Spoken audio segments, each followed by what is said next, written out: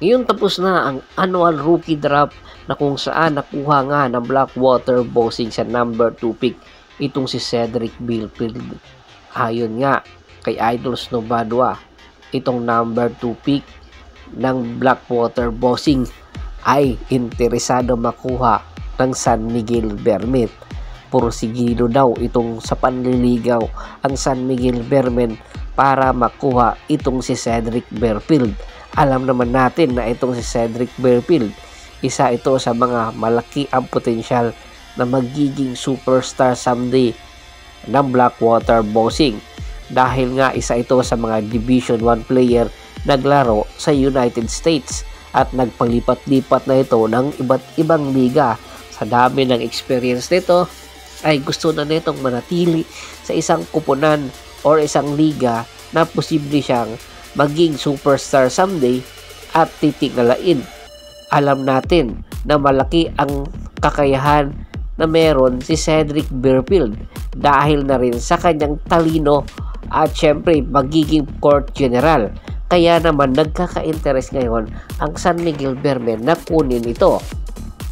Ang tanong na lang, papayag ba dito ang Blackwater Bossing or ang Tropang Giga na makuha ito? Ganon interesado din ang Tropang Giga na makuha ang serbisyo ni Cedric Bilfield. Ganon nagkakaedad na ang kanilang guard na si Jason Castro. Kinakailangan rin ng Tropang Giga ng panibagong guard na posible nilang sandalan sa mga susunod na taon ng liga. At ayon nga sa isang report, ang San Miguel Bermen kayang-kaya daw pakawalan ang kanilang guard na superstar para makuha itong si Cedric Bilfield. Ang tinutukoy nga ng San Miguel Bermen ay itong si Terence Romeo. Si Terence Romeo, isa sa mga superstar ng San Miguel Bermen. Kanya lang ito ibibigay dahil nagkaroon na ito or meron na itong iniindang injury or prone na ito sa injury. Hindi na maganda ang kanyang performance sa mga nakalipas na konferensya ng San Miguel sa PBA. Kaya naman ibibigay daw itong si Terence Romeo papunta sa Blackwater Bossing para maging kapalit ni Cedric Bilfield. Ang tanong na lang ngayon, papayag ba ang Blackwater Bossing? Pero kung hindi daw papayag ang Blackwater Bossing, magdadagdag pa ang San Miguel Bermen ng trade asset para makuha itong si Cedric Bilfield. Dadagdagan pa daw kay Terence Romeo.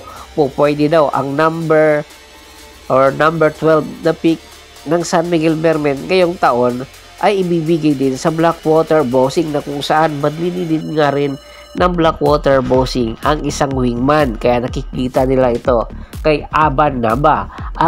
Si Aban Naba ang nakuha ng San Miguel Bermen sa number 12 pick na kung saan badly needed nga ng Blackwater Bossing. Ang tanong, hihintayin pa ba na mag-materialize ang nasabing trade negotiation or papasok sa eksena ang Tropang Giga? Speaking of Tropang Giga, ayon nga kay Idol Snowbadwa, itong si Mikey Williams binigyan na ng go signal ng management na i-trade na ito at isa sa interesadong kupunan ngayon na gustong makuha itong si Mikey Williams ay itong Converge Fiber Xers na nagpaplano na magpalakas pa ng kanilang lineup. Kinakailangan ng Converge Fiber Xers ang serbisyo ni Mikey Williams na posible maging big 3 ng Converge Fibers Xers. Kasama na dito si Justin Baltasar at Justin Arana. Ang tanong na lang dito kung sakali man pumayag ang Tropang Giga na ma-trade itong si Mikey Williams sa Converge Fiber Xers, sino ang ibibigay ng Converge Fiber Xers na players para makuha itong si Mikey Williams? Napakarami ng trade asset ngayon ng Converge Fiber Xers, especially sa katatapos lang na PBA Annual Rookie Draft. Napakaganda ng kanilang mga nakuha at mga big man ang kanilang nakuha, which is badly needed nga ng Tropang Giga. Pwede rin magbigay ang Converge Fiber Xers ng future picks para nang sa ganoon ay mas lalong pag-igihan na ituloy na ng tropang Giga ang nasabing trade negotiation.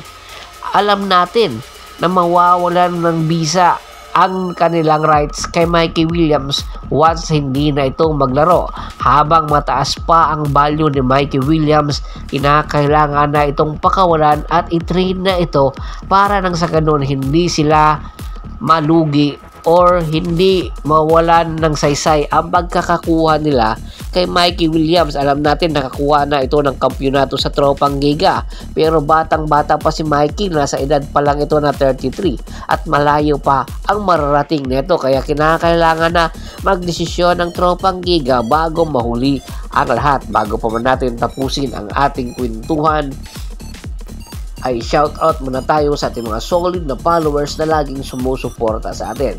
Kay Kagawad Kat sa Kinudukusin ng Hagunoy, Bulacan, Ricky Lanza ng Ricky Rider TV ng Tansa, Cavite, Adrian Dulay at sa Dulay Family, Anthony Laquialon. Marami pong salamat sa walang sawa niyong pagsuporta.